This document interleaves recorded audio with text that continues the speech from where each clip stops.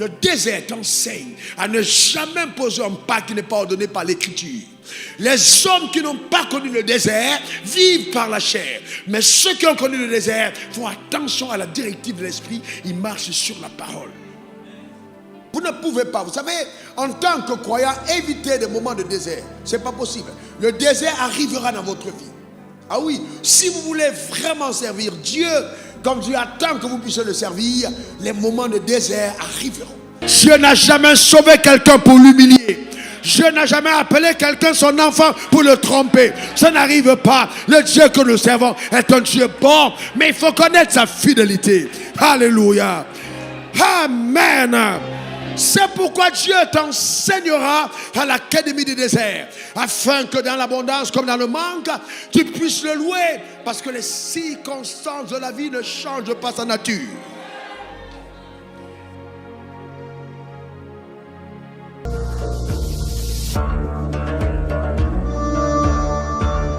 Mets ta main sur ton cœur, nous prions. Père, je veux te rendre grâce pour ta fidélité. Que ton nom soit béni. Merci pour les milliers de personnes connectées à cet hôtel qui, sur la planète Terre, attendent de toi, Seigneur, une parole, une action. Je prie, dans le nom suprême de Jésus, qu'il soit accordé à chacun la capacité d'entendre et de comprendre. Ô Père, utilise-moi comme un canal. Ô Dieu, un canal par lequel tu passes pour instruire ton peuple, pour bénir ton peuple, pour guérir ton peuple, pour enrichir ton peuple, pour délivrer ton peuple, pour restaurer ton peuple. Père, que ton nom soit glorifié. Merci. Merci pour ta présence. Merci pour ce dimanche, pas comme les autres. Au nom suprême de Jésus, nous avons prié. Quelqu'un dise Amen 3 fois. Amen, Amen, Amen. Que Dieu te bénisse abondamment. Tu peux t'asseoir dans sa glorieuse présence. Rien ne tourne, mais Dieu est là. Matthieu 4, versets 1 à 11. On va se tenir debout, s'il vous plaît, pour la lecture de la parole. Merci pour votre obéissance. Matthieu 4, versets 1 à 11. Je vais lire calmement. C'est le texte de base. Alors Jésus fut amené par l'Esprit dans le désert pour être tenté par le diable.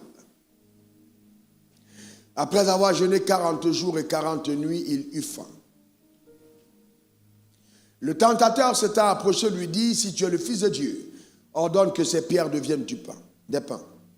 Jésus répondit, il est écrit, l'homme ne vivra pas de pain seulement, mais de toute parole qui sort de la bouche de Dieu. Le diable le transporta dans la ville sainte et le plaça sur le haut du temple.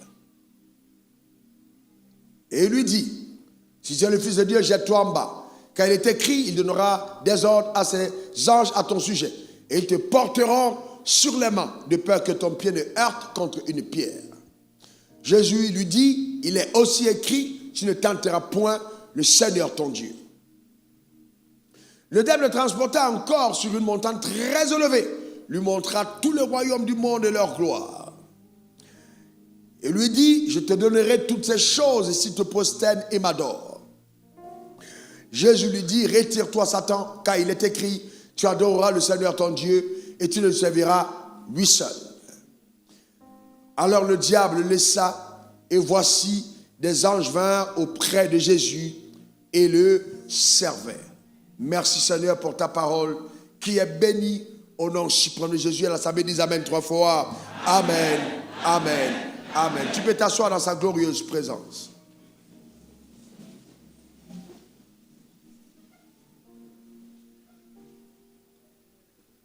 Alors, si nous sommes enfants de Dieu, ou alors simplement si nous prétendons être croyants, notre quête, notre poursuite devrait être de ressembler à notre Maître.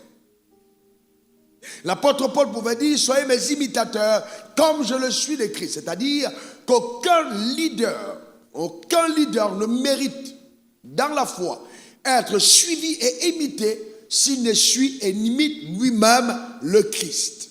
Donc Christ reste notre modèle parfait. Et donc, parlant de Christ, Jésus, la Bible nous dit, il fut conduit dans le désert. Il fut conduit dans le désert par le Saint-Esprit pour être tentés par le diable. Vous savez, vous ne pouvez pas, vous savez, en tant que croyant, éviter des moments de désert. Ce n'est pas possible. Le désert arrivera dans votre vie. Ah oui, si vous voulez vraiment servir Dieu, comme Dieu attend que vous puissiez le servir, les moments de désert arriveront. Les moments d'extrême solitude, vous avez l'impression que tout autour de vous ne va plus comme c'était supposé aller et que même la vision que Dieu a placée dans votre cœur, qu'il vous a donnée, est en train de mourir. Ah bien oui, ces moments-là sont inévitables pour chaque croyant. Donc, si vous ne marchez pas avec Dieu, si vous ne le connaissez pas, premièrement, sa grandeur et sa fidélité. C'est important de connaître la grandeur de Dieu. Voyez-vous, donc quand Dieu te met dans le désert, et te fait passer dans le désert, c'est une école. Je l'appelle l'académie du désert. C'est une école. Dieu te permet d'être diplômé de cette académie. Et les personnes qui sont passées par le désert dégagent toujours un parfum assez particulier. Amen. En ce qui concerne la connaissance de Dieu.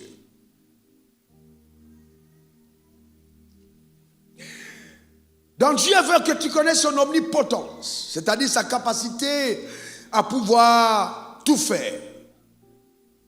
Dans Luc 1, verset 37, il est écrit, rien n'est impossible à Dieu. Rien n'est impossible à Dieu. C'est-à-dire que le Dieu que nous servons est capable de tout faire. Rien ne lui est impossible. Il n'y a pas de possibilité d'impossibilité en Dieu. Rien ne lui est impossible. Le Dieu que tu sers, à lui, tout est possible. Bien que tout soit possible à Dieu, il y a aussi la dimension de sa fidélité. Quelqu'un dit après moi, fidélité. Dieu n'est pas simplement puissant, mais Dieu est aussi fidèle. C'est-à-dire que même si Dieu essayait de te tromper, il n'y arrivera pas parce qu'il ne s'est pas trompé. C'est comme un poisson qui essaye de voler. Il ne va pas y arriver parce qu'il ne sait pas voler. C'est comme, voyez-vous, un oiseau qui essaye de nager. Il ne pourra pas, c'est pas possible, c'est pas sa nature. Il ne pourra pas nager sous l'eau longtemps parce qu'il ne sait pas nager. Donc dans la nature de Dieu, Dieu ne s'est pas trompé. C'est un Dieu fidèle. Il dit, je ne suis pas un homme pour mentir, ni le fils d'un homme pour se repentir. Ce que je t'ai dit, je l'accomplirai certainement. Il est extrêmement fidèle. Il tient ses promesses. Je veux à cette étape de mon message te dire ceci de façon prophétique. Dieu t'a-t-il parlé? Dieu t'a-t-il donné une parole?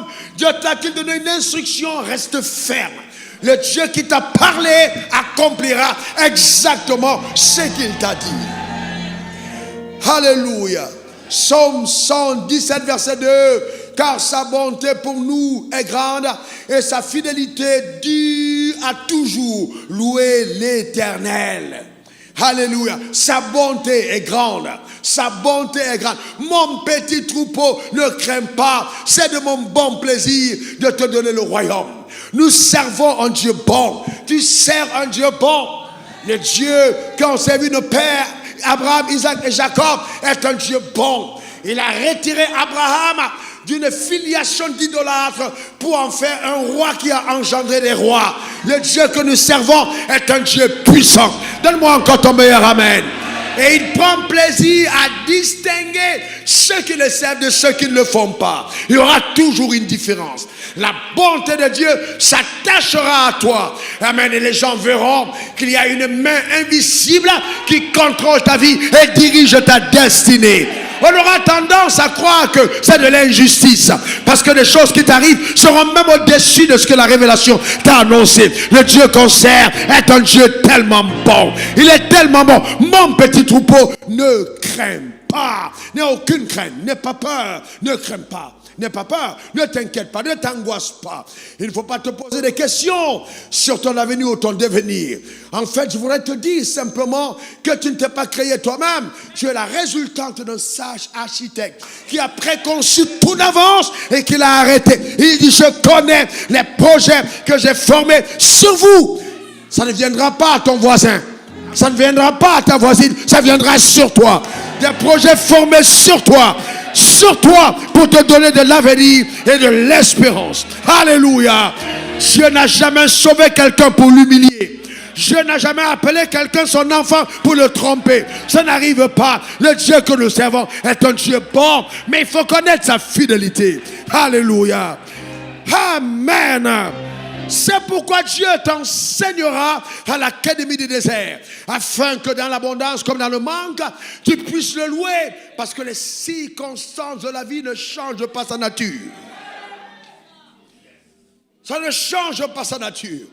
Est-ce que j'ai dit que tout sera toujours rose? Non. Mais les circonstances, même si elles sont variantes autour de toi, ne changent pas la nature invariante de Dieu. Dieu est un Dieu bon, il est un Dieu fidèle. Alléluia. Et je voudrais te dire à cette étape de mon message que ce ne sont pas tes performances dans la prière qui amènent dans ta vie la manifestation de ces miracles que tu vivras. Non, c'est d'abord sa bonté. Alléluia. Parce que j'ai vu Dieu exaucer des personnes qui n'ont même pas su comment articuler une prière. Parce qu'au-delà de la belle phrase, au-delà du temps dans le secret, Dieu, dans son amour, va regarder à ton cœur pour voir s'il se trouve la foi. La foi n'est pas une habileté simplement, mais elle est d'abord une confiance que nous plaçons en celui qui nous a appelés. Une confiance, ton père peut te faire des promesses avec tout l'amour qu'il a pour toi, mais ne pas les réaliser parce que le temps viendra, le appel partira avant son heure. Oui, ta tante, ton oncle, ta mère, ton frère peut te faire des promesses et puis changer d'avis. Mais le Dieu qu'on sait, il ne fait jamais ça. Il ne change jamais d'avis. Jamais. Jamais. Voyez-vous, jamais d'avis. Même quand ta vie n'emprunte pas le chemin qu'il avait tracé, il attend juste au retour pour recommencer. Il n'a pas changé d'avis. Il n'a pas changé. Je connais les projets que j'ai formés sur toi. Pourquoi? Parce que dans tous les cas, Dieu assume le fait que ton échec lui est imputable. Et il tire une grande joie de te voir réussir dans la vie. Il mettra tout en marche pour faire de toi un instrument de gloire. Et c'est pourquoi il te fera passer dans ce que j'appelle l'académie du désert. Là où il va t'enseigner des choses qu'aucune autre école n'est capable de t'enseigner. Là où le Saint-Esprit seul est capable de te démontrer l'immensité indescriptible de la grandeur de ce Dieu fidèle et aimant. Ah oui, c'est vraiment important. Voyez-vous, quand Dieu rencontre les enfants d'Israël qu'il fait sortir d'Égypte, il a la possibilité de les amener par un autre chemin en 3 jours, mais il dit non, je vais vous faire passer par le désert. Il passe par le désert. Et avant d'arriver au désert, ils vont affronter la mer Rouge. Et à la fin de ce message, nous comprendrons pourquoi souvent Dieu permet que nous traversons la mer à sec. Et nous voyons aussi comment Jésus lui-même est conduit dans le désert. Ça veut dire avec les 2 témoignages et des enfants d'Israël et de Jésus, on se rend compte que le désert, ça fait partie de son école. Ça fait partie de l'école de Dieu. Posez-vous la question. Abraham donne toute sa richesse à Isaac. Il donna toute sa richesse à Isaac, mais Isaac se trouve dans la famine. Comment Isaac est dans la famine? Où est passé l'argent de son père? Où est passé l'argent de son père? Est-ce que vous savez que Dieu peut te faire connaître une faillite et une crise pour te permettre de connaître une prospérité remarquable? Parce que tout ce que tu as acquis sans avoir expérimenté le désert ne te donne pas de connaître la grandeur de ton Dieu. Ah oui, ah oui, frères et sœurs, sérieusement, voyez-vous, donc c'est très important. Les déserts sont indispensables. Et donc, quand je parle de désert, je parle d'un endroit où tu es là et tu regardes tout autour de toi. Il n'y a rien du tout. Il n'y a rien. Tu regardes, il n'y a personne pour te secourir. Il n'y a personne pour te venir en aide. Il n'y a pas d'argent. Il n'y a aucune relation. Tout le monde te laisse tomber. Oui, il n'y a rien autour. Mais ne pense pas que Dieu est absent. Il est là. Il est là. Et souvent, il aime bien te mener dans des situations où tu es obligé de dépendre de lui. C'est ce que Dieu fait. Vous savez, aujourd'hui, quand vous m'entendez parler, je suis tellement béni de voir, j'étais au concert d'une chantre et puis on a dit le révérend Wafoué dans la salle, mais c'était de l'hystérie, les gens étaient hyper contents, ils sont levés, des milliers de personnes pour acclamer, ils étaient contents. Mais vous voyez, et puis Dieu me disait, tu vois, c'est l'impact de ta parole, la parole dans les cœurs, c'est l'impact, mais c'est au milieu de kilomètres. Ce n'est pas l'éloquence d'un discours, c'est la fréquence qu'il y a derrière. C'est ce que tu communiques, la vie. Mais il y a des choses que tu ne peux pas donner tant que tu n'as pas connu Dieu. Alors avec l'avènement d'Internet, les gens prennent des messages et ils reproduisent. Non, ça n'a pas le même impact.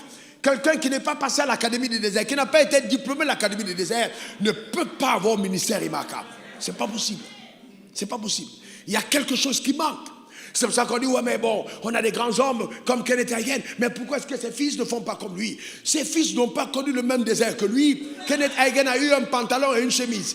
Et son fils a eu 100 pantalons, 100 chemises. Il n'a pas eu les mêmes problèmes. Il n'a pas cru en Dieu pour avoir un loyer. Il n'a pas cru en Dieu pour avoir le carburant dans sa voiture. Comment tu veux qu'il y ait la même chose?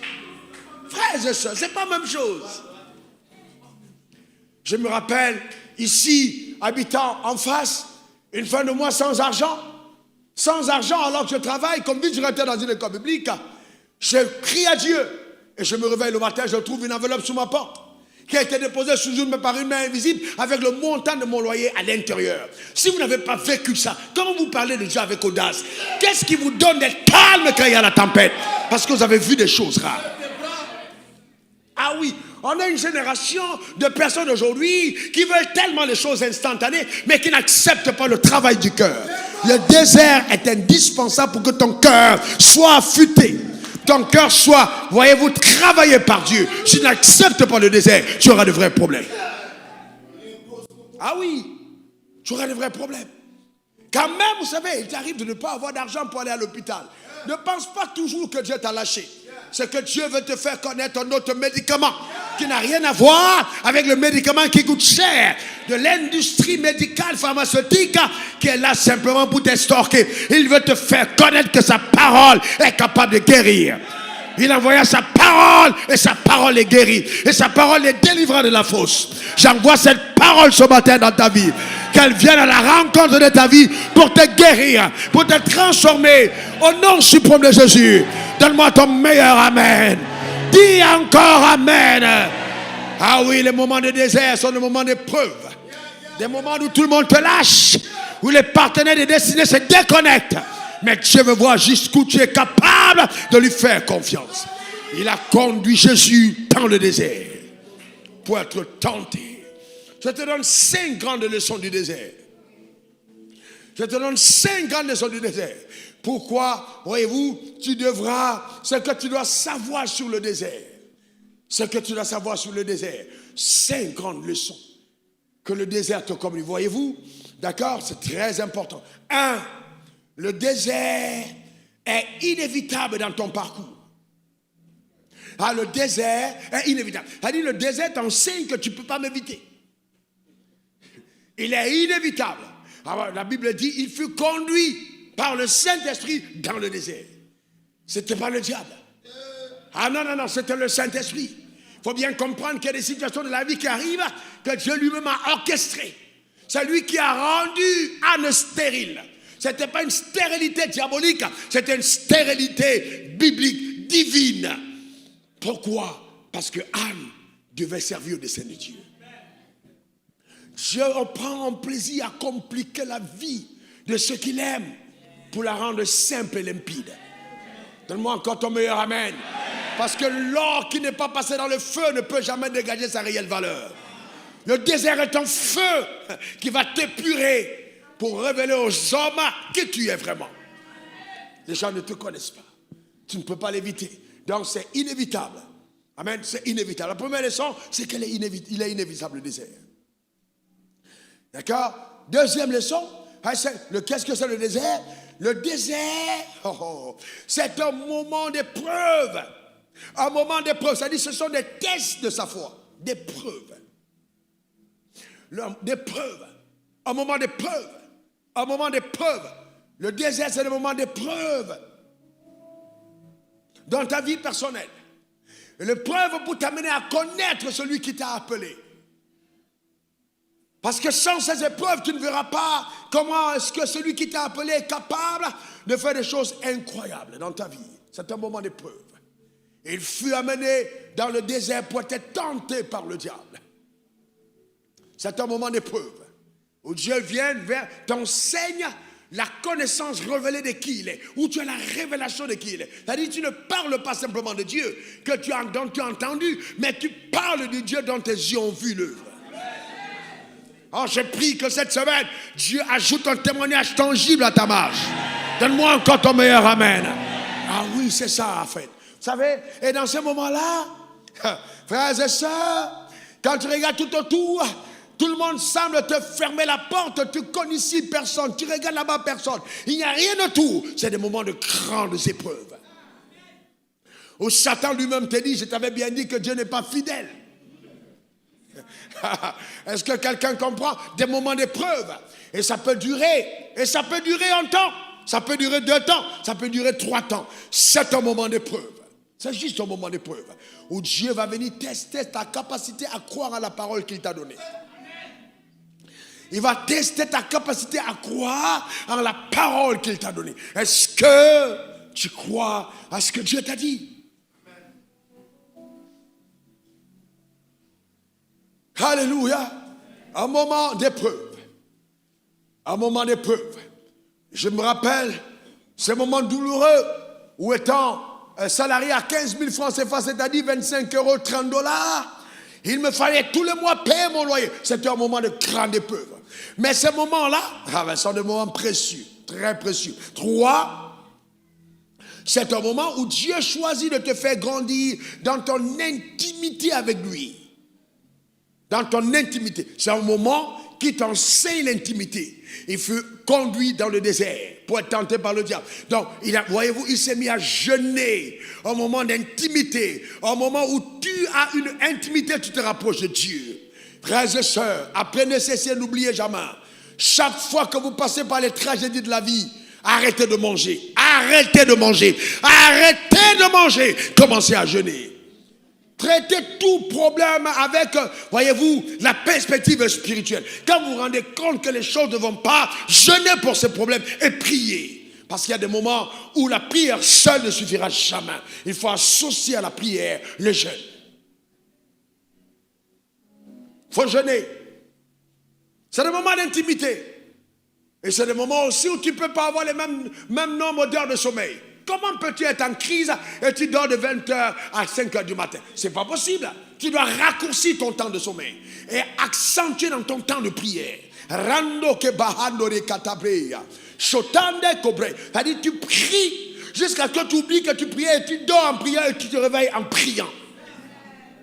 Parce que tu te dis, je dois sortir de là. Est-ce que quelqu'un comprend de quoi je parle? Je dois sortir de là. Il t'a fait une promesse. Il dit, je veille sur ma parole pour l'exécuter. En ce moment-là, tu dois mettre une pression sur le trône de la grâce et évoquer ton alliance avec le ciel. Parce que dans le moment de jeûne ou dans les moments de désert, Dieu peut réorienter ta destinée. Il peut être en train de réorienter ta destinée, de te donner, de prendre une autre directive, une autre direction. Il peut être en train de te résister parce que ton temps sur ce territoire ou dans cet endroit est arrivé à son terme. Il veut te parler, mais tu es tellement satisfait de ce qu'il a fait dans ta vie que tu n'es pas sensible à la nouvelle direction qu'il te donne. Alors il crée le feu parce que même Moïse dans le désert était tellement content d'être un berger prospère. Qu'en certains moments, Dieu a dû enflammer le buisson pour dire à Moïse, c'est pas pour ça que tu es ici, le temps est arrivé, il faut que tu retournes et que tu as demandé à Pharaon de libérer mon peuple. Amen. C'est très important. C'est pour ça qu'il faut faire attention. Ah ben, il faut faire attention. Le désert, c'est une école, une vraie école. Eh bien, il y a des gens qui parlent aujourd'hui de Dieu qui ne le connaissent pas. J'ai vu des gens qui sont entrés dans le ministère parce qu'ils avaient des problèmes au travail. Alors ils ont dit, il faut que je fasse une église. L'église peut marcher, mais attention, quelqu'un qui n'a pas connu le désert, il va servir Dieu avec la tête et jamais avec le cœur. Il y en a beaucoup de leaders contemporains qui sont des leaders intelligents. Mais ils mettent de l'intelligence, mais qui n'ont pas la connaissance de Dieu dans le cœur. Parce que Dieu, on le sait quand on est brisé. Quand Dieu t'a brisé. Voyez-vous, quand Dieu t'a brisé. Les gens qui n'ont pas été brisés n'ont pas de respect pour les autres. J'ai vu des gens, parce que Dieu les a élevés avec quelques milliards. Quand ils entrent à l'église, ils veulent marcher sur le toit. Ils n'ont pas de respect pour les autres. Mais pourquoi? Parce qu'eux-mêmes n'ont pas été brisés. Mais quand Dieu t'a brisé, ah non, Non, non, non, non, non. Personne et rien ne prendra sa place dans ton cœur. C'est ça le désert. Le désert va t'émonder, le désert va te vider. Et il dit, je t'ai fait passer dans ce désert pour que tu comprennes que l'homme ne vit pas de pain seulement. Et le désert te donne de ne pas considérer le pain au-dessus de la parole. Ah oui, c'est un moment d'intimité où la parole prend la prééminence sur le pain. Et donc il ne faut pas croire que c'est parce que tu es dans un désert que Dieu n'est pas avec toi. Même dans le désert, tu peux vivre des choses incroyables. Jean-Baptiste a eu un ministère puissant, mais un ministère désertique. Il a eu le fils spirituel le plus fort de tous les prophètes. Son fils spirituel était le plus fort. Le ministère de son fils est monté au-dessus du sien. Mais il avait un ministère du désert. C'était Jean-Baptiste. Vous voyez, les gens pensent que ouais, c'est parce qu'on a fait ci. Non, je crois en l'excellence, mais je ne crois pas confiance à l'excellence pour vraiment que les cœurs soient touchés. On a besoin d'autre chose. On a besoin de la présence de Dieu. La présence de l'Esprit. C'est fondamental. Donc, il faut rechercher cette présence. Et donc, aujourd'hui, les jeunes ministres ont peur des déserts, les jeunes appelés de Dieu. Et cette génération court vraiment à la perte. Parce qu'on a peur du désert.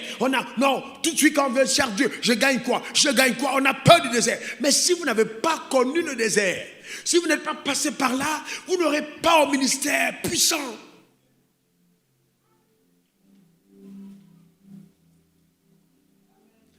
Quand Dieu te met dans le désert, ce n'est pas le moment pour toi de voir quelqu'un qui passe avec la caravane et dire « Ok, ramène-moi en ville ». Non. Il faut rester dans ton désert jusqu'à ce que tu en sortes au temps convenable. Donc maintenant, ton désert est là pour accentuer ta faim de la justice de Dieu. La faim. Heureux ceux qui ont faim, heureux ceux qui ont soif de la justice de Dieu. Dans le désert, Dieu veut accentuer ta faim. Que tu aies faim de lui, soif de lui. Il veut t'amener à comprendre qu'il y a des choses plus valorisantes que les choses de ce monde.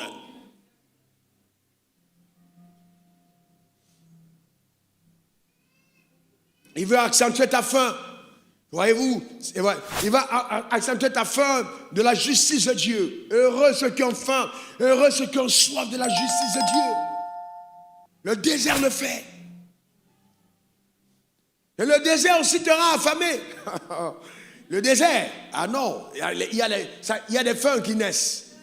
Ah, il y a des feux qui naissent. Le désert te rend affamé.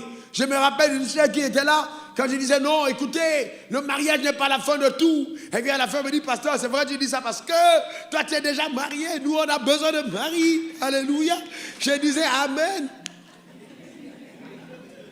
Sauf que, frère, eh bien, si tu veux être sérieux avec Dieu, Dieu est capable de faire durer ce moment parce qu'il y a quelque chose qu'il veut faire en toi. Ne pensez pas que Dieu soit pressé de t'amener en mariage. Non.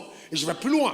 Même les relations de fiançailles sont autorisées à s'arrêter. Parce que dans les fiançailles, si tu ne discernes pas la présence de Dieu dans la vie de l'autre, que ça s'arrête. Ah oui, que ça s'arrête. C'est un moment où vous devez connaître des déserts de relations de fiançailles. Pour voir. Ah ouais, une relation de fiançailles qui s'arrête, c'est normal. Ah ouais, c'est normal. Si tu te rends compte que le gars, il est violent, tu te rends compte que c'est un ivrogne, tu te rends compte que c'est un voleur, tu te rends compte que c'est un BI. La voiture dans laquelle vous montez demande les papiers, pas même, regarde pour voir si c'est son nom. Non, je suis sérieux, il ne faut pas blaguer, il ne faut pas jouer, je suis sérieux. Ah non, très très sérieux, il faut bien voir, il faut voir clair. Et aussi, n'oubliez pas, frères et sœurs, que votre mariage peut avoir lieu dans le désert parce que Dieu vous réserve la terre promise. Donc Dieu peut te faire rencontrer un homme qui n'a apparemment rien alors qu'il te réserve de très grandes choses avec lui. Mais tout dépend de ce que Dieu t'a dit dans le désert. C'est pourquoi l'intimité avec le Saint-Esprit est quelque chose d'incroyable. Ah oui, c'est quelque chose d'incroyable. Il faut valoriser l'intimité. Il faut valoriser, ça va accentuer ta faim et la soif de la justice de Dieu. Rinda Kabroshi, Rakataba. Tu vas écouter sa voix, il va te parler clairement. C'est important. C'est important. Ces moments-là sont vraiment indispensables. Très, très indispensable. Il ne faut vraiment pas éviter ces moments. C'est vraiment fondamental. Ça va accentuer ta faim. Mais ce que je vais te dire, c'est que, écoute-moi bien, ta faim est légitime. Il a dit quoi? Ta faim est légitime. Que tu aies faim des choses que Dieu promet, c'est légitime. Quelqu'un qui a faim et qui veut manger, c'est normal. Hein, Franck? Est-ce que c'est toi qui as créé la famine? Si tu as faim, tu dois manger. Ah, c'est normal. Tu dois manger. Si tu veux te loger, c'est normal. Est-ce que c'est toi qui as conçu le fait que l'homme habite la maison? C'est Dieu. S'il veut te marier, c'est normal. Il n'y a rien d'anormal. Tu veux du cash, du blé, c'est normal. Ah oui, c'est tout à fait normal. Que personne ne te fasse croire que ce n'est pas normal. Cependant, écoute-moi très bien, Satan connaissant tes appétits et sachant que tu as faim, le désert est le moment où Satan précède Dieu dans son action. C'est-à-dire, c'est le moment où Satan intervient en premier. Jamais tu ne verras la main de Dieu si Satan n'est pas arrivé en premier. Personne ne peut me dire Dieu m'a visité si Satan n'est pas venu avant. Impossible. L'action de Dieu est toujours précédée par celle du diable. C'est pourquoi le monde a commencé avec les ténèbres. Il y avait les ténèbres à la surface de l'abîme. Et puis Dieu dit que la lumière soit. Donc pour moi, le fait qu'il y ait des ténèbres, ce n'est pas un problème.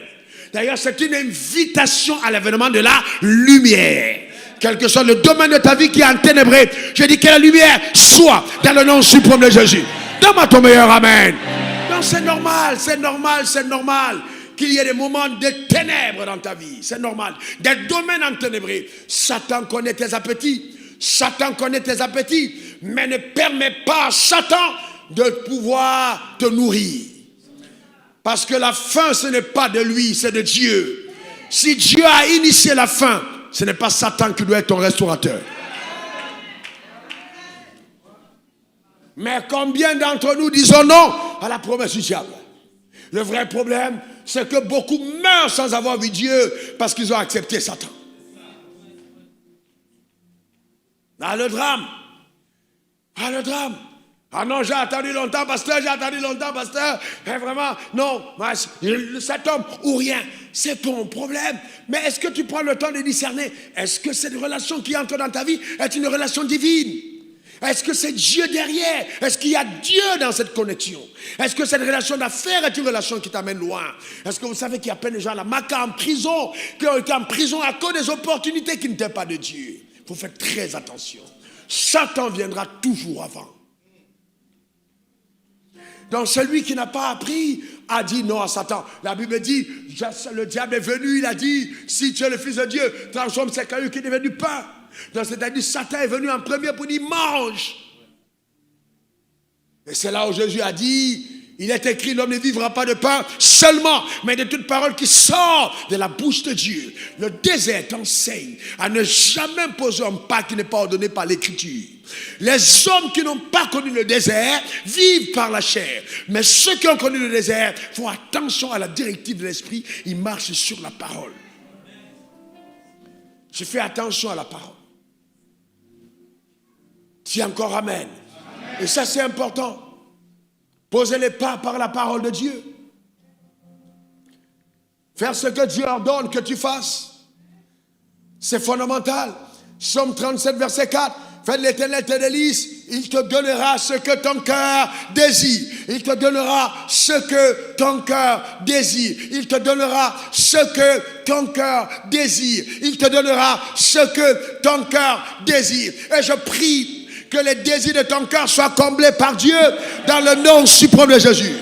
C'est-à-dire que si tu as pris le temps dans le désert de construire ton intimité, de bâtir ta relation, d'être un adorateur, d'être une adoratrice, de passer le temps avec la parole de Dieu, alors l'appétit que tu as à l'intérieur de toi, le ciel lui-même prendra soin de combler cet appétit. Car heureux ceux qui ont faim et soif de la justice de Dieu, car ils en seront rassasiés. Dieu te comblera. Il ne te laissera pas tomber. Mais nous sommes dans une génération de personnes qui ne croient pas à la fidélité de Dieu. Voilà le drame. Voilà le drame.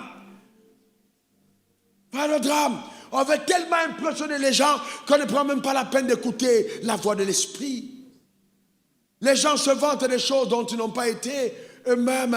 Voyez-vous, ils n'ont pas vu Dieu derrière. J'expliquais à un homme de Dieu, je lui dis, écoute, il est important de faire attention à la voix de Dieu. Fais très attention, parce que Satan précède Dieu. On peut construire des choses sans Dieu. Ceux qui ont bâti la tour de Babel, est-ce que Dieu était avec eux? Non, mais c'était une grande tour, une très grande tour, mais Dieu n'était pas là. Mais quand Dieu agit, il agit différemment.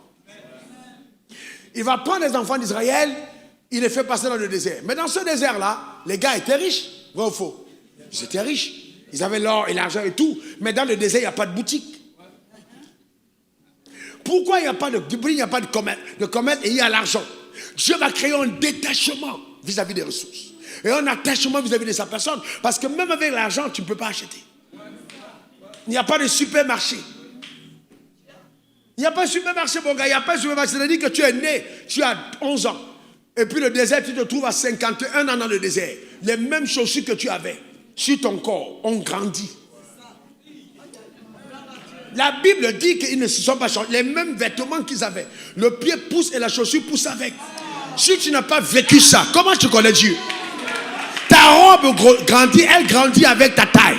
Le sur-mesure dans le désert alors qu'il n'y a pas de tailleur. C'est de ça que Dieu parle. C'est cette capacité de voir Dieu. Alors que tu as l'argent, tu ne peux pas acheter.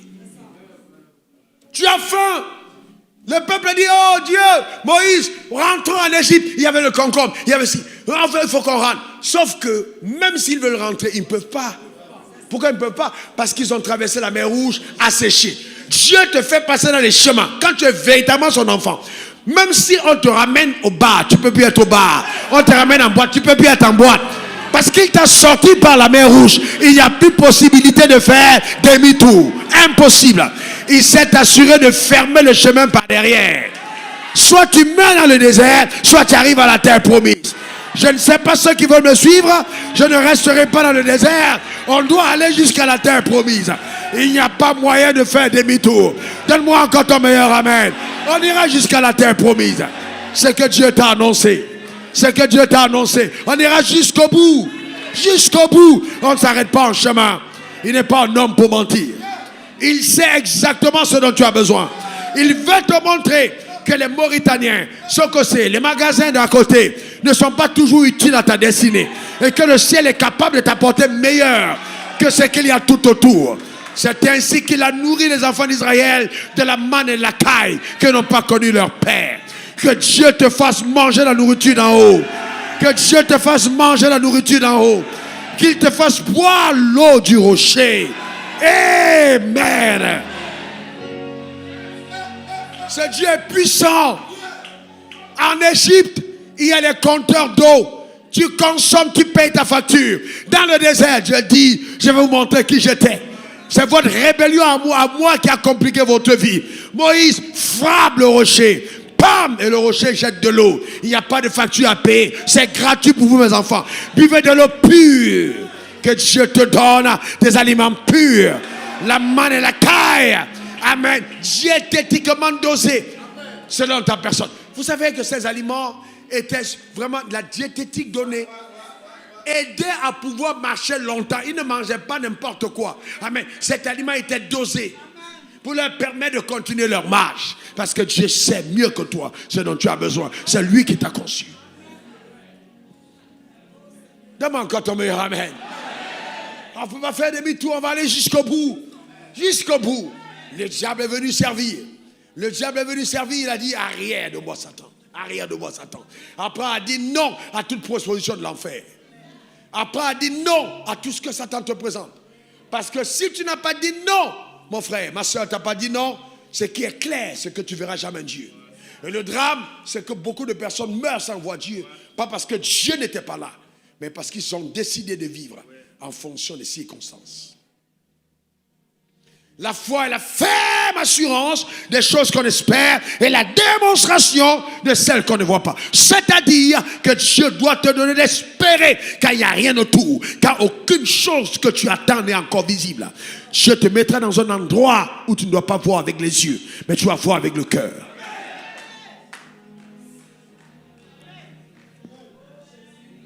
Alléluia. C'est ça la foi. Ferme assurant des choses qu'on espère, des choses que tu attends de la part du Seigneur. Que Dieu te comble, que Dieu te bénisse, que Dieu t'enrichisse. Et la Bible dit, et les anges sont descendus et ils ont servi Jésus. Vous n'êtes pas un croyant à la dimension de Christ. Oh non, je vous dis la vérité, si vous n'avez jamais connu le service des anges, je prie de tout mon cœur que Dieu te donne d'expérimenter le service des anges. Ta manière de dire Amen m'embête. Parce que tu as crié, je reçois véritablement. Le service des anges, que Dieu te donne de vivre ce service des anges. Je me rappelle aux États-Unis, Dieu m'a mis dans un désert. Il m'a dit, ne va pas dans cette église, ne prêche pas à cet endroit. Il me parle de mon cœur. J'étais triste, j'étais abattu. On m'avait promis $2000. Dieu m'a dit, ne pars pas, et j'ai refusé de partir. Je refusais de partir parce que ce jour-là, ces $2000 allaient être pour moi le service du diable. C'est pas que l'église n'était pas bonne, mais ma motivation pour y aller était diabolique. Dieu dit, tu n'iras pas. Et j'ai accepté de ne pas partir. Et on m'a amené l'après-midi faire le shopping. Le pasteur fâché m'a déposé dans un mall. Quand j'ai acheté le sac, certains d'entre vous connaissent bien ce témoignage, j'ai ramené le sac chez moi. Et que je l'ai ouvert ce jour-là, j'ai dit à Dieu, jamais plus, je ne douterai de ta capacité de pouvoir. C'était impressionnant. Je tremble encore quand je vois ces choses. Mes frères, comment aurais-je expérimenté ça si j'avais l'argent dans mon compte?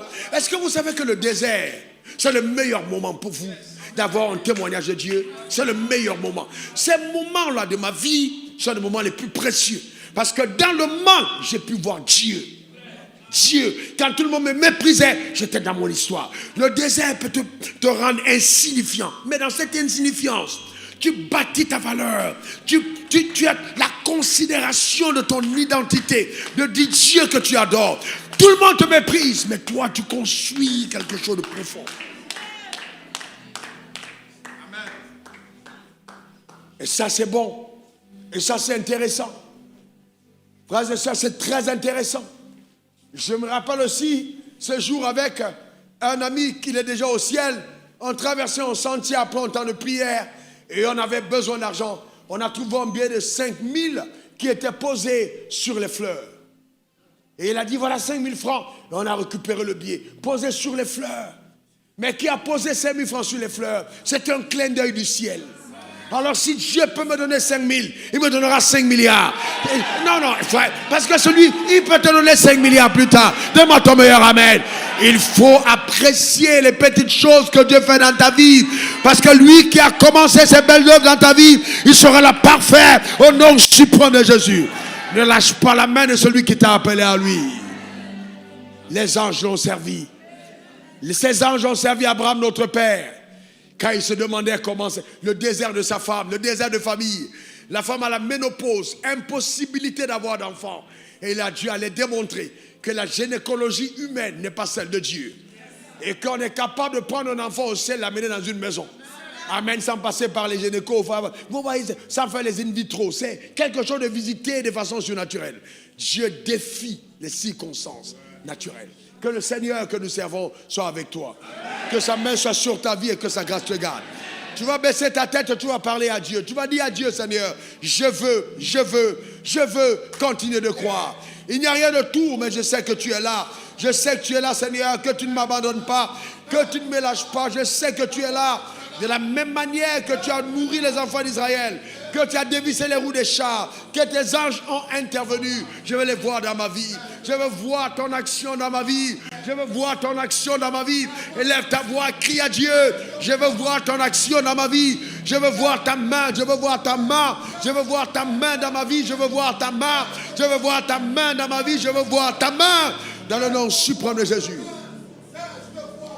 Rakatabre shodobakeri akatabra. Rondo kobro sarababare kerederere.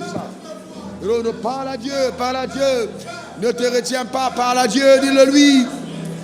Vois ta main dans ma vie, intervenir avec puissance et force. Rando kebro shakarababa. Oh Père, il n'y a rien autour, mais je sais que tu es là. Je sais que tu es là, je sais que tu es là. Je sais que tu es là, mon Père, je sais. Je sais que tu es là. Je sais que tu es là. Élève ta voix, parle à ton Créateur. Je me pose la question, celle de savoir comment est-ce que tu agiras, mais je sais, Seigneur, que tu empruntes les voies que n'ont pas connues mes pères. Je sais que tu es là.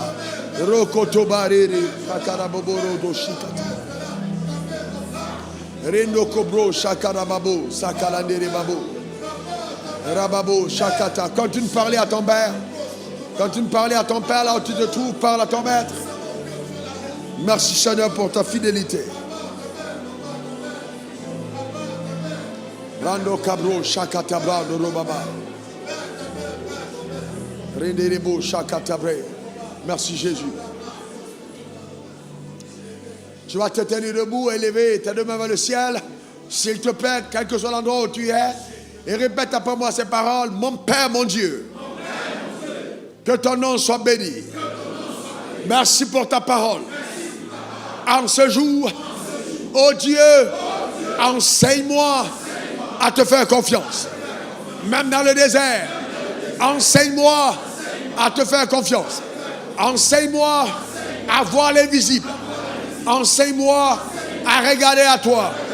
Oh Dieu, aide-moi à grandir dans mon intimité avec toi, à te servir, à valoriser ta parole, à vivre par elle au nom suprême de Jésus.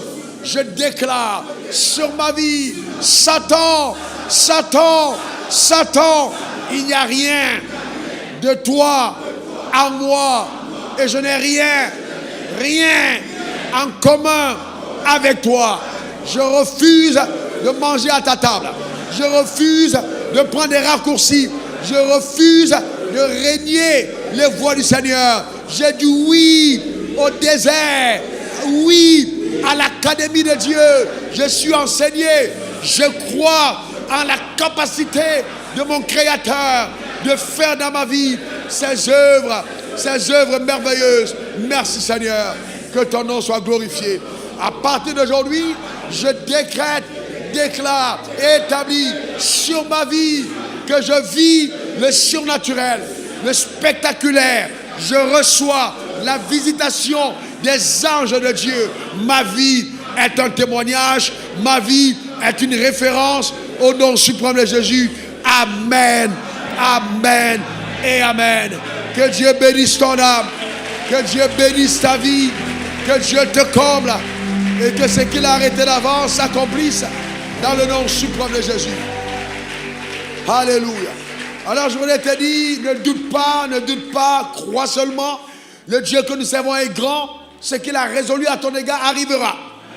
Je dis bien, ce qu'il a résolu à ton égard arrivera. Ce qu'il t'a promis s'accomplira. Il n'y a peut-être rien de tout, pas de magasin, pas de boutique, mais ça ne veut pas dire que tu mourras de faim. Ça ne veut pas dire que tu ne vas pas t'habiller. Non, Dieu pourvoira. Il prendra soin de toi jusqu'au moindre détail. Tu ne tomberas pas sous le coup de tes adversaires. Ceux qui te poursuivent pour t'atteindre, les roues des chars sont dévissées. Ils sont engloutis dans la mer Rouge.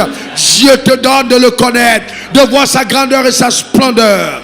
Dans le nom suprême de Jésus. Amen. Amen. Et amen. Que Dieu soit béni. Acclamons Christ. Acclamons Jésus. Acclamons sa bonté, acclamons sa fidélité. Poussons des cris de joie dans la présence du Maître et du Roi. Alléluia. Dans le nom suprême de Jésus. Merci Seigneur. Gloire à l'agneau. Gloire à Jésus. Écoutez-moi frère. S'il y a vraiment un conseil majeur que je donne avec instance, il faut aimer Dieu. Aime-le simplement. Je dis bien aime le Seigneur. Aime-le simplement. Aime-le. Amen. N'aime pas ta vie plus que Dieu. Aime Dieu plus que ta propre vie. Aime-le. Aime Dieu. Dis-toi, quel que soit ce qui arrive, je paierai le prix pour que la gloire de Dieu par ma vie se révèle. Je paierai ce prix. Frère, aime Dieu. C'est cet amour de Dieu qui m'a donné de prendre le bus jusqu'ici pour dire Dieu, je vais te servir. Je vous prive de toutes les attaques, des oppositions, les jalousies, les coups bas. Je vous prive de ça. Je me garde même de vous le dire. Je prie pour certaines personnes parce que je sais que c'est le diable. Mais frère, Dieu, si vous n'êtes pas déterminé à révéler sa gloire, vous passez à côté de beaucoup de choses. Ce n'est pas tant pour vous-même, mais c'est pour lui, pour sa gloire. Ta vie doit être un canal d'expression de sa gloire. Que Dieu te bénisse abondamment. Pendant que nous sommes debout, je voudrais demander à certaines personnes qui sont là ce matin, et nous devons appeler par la foi, afin que vous serviez le Dieu vivant. Lève ta main droite vers le ciel, nous voulons prier pour toi ce matin. Nous voulons prier que non, écoute-moi bien, tu n'es pas né de nouveau. Tu veux donner ta vie à Jésus. Tu n'es pas né de nouveau. Et ce matin, tu dis vraiment, je veux marcher avec ce Dieu-là. Je veux marcher, lève ta main là où tu es. Je sais que vous êtes nombreux. Acclamons le Seigneur pour eux. Venez, je vois vos mains. Venez, vous tous là, venez. Acclamons le Seigneur. Faites-les venir. Acclamons le Seigneur pour eux. Faites-les venir. Oh, quelle joie, quelle immensité, quelle joie. Merci Jésus. Alléluia. Gloire à l'agneau. Rebo Sakatabe. Rababo Sakata Rebo Chanderi Baba. Oh. Amen.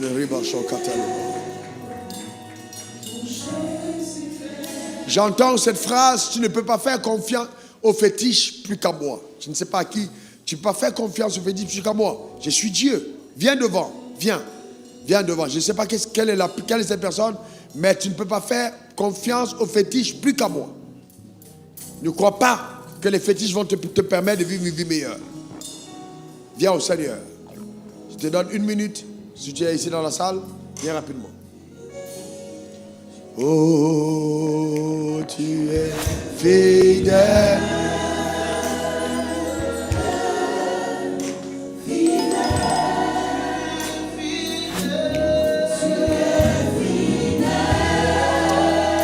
Je vois un fil noir. Je vois un fil noir dans mon esprit. Je ne sais pas ce que ça signifie, un fil tout noir, mais c'est rattaché à la parole que je vais donner tout à l'heure. Un fil noir. Un fil noir. Donc vraiment, si c'est un fil noir, Dieu te parle avec précision. Avance devant l'autel. Avance devant l'autel. Fidèle, oh Jésus est fidèle. Viens faire la paix avec Dieu. Viens briser cette alliance. Jésus est. C'est ce qui te maintient en arrière. Viens briser cette alliance. Oh oui, Jésus est fidèle. Oh Jésus est fidèle.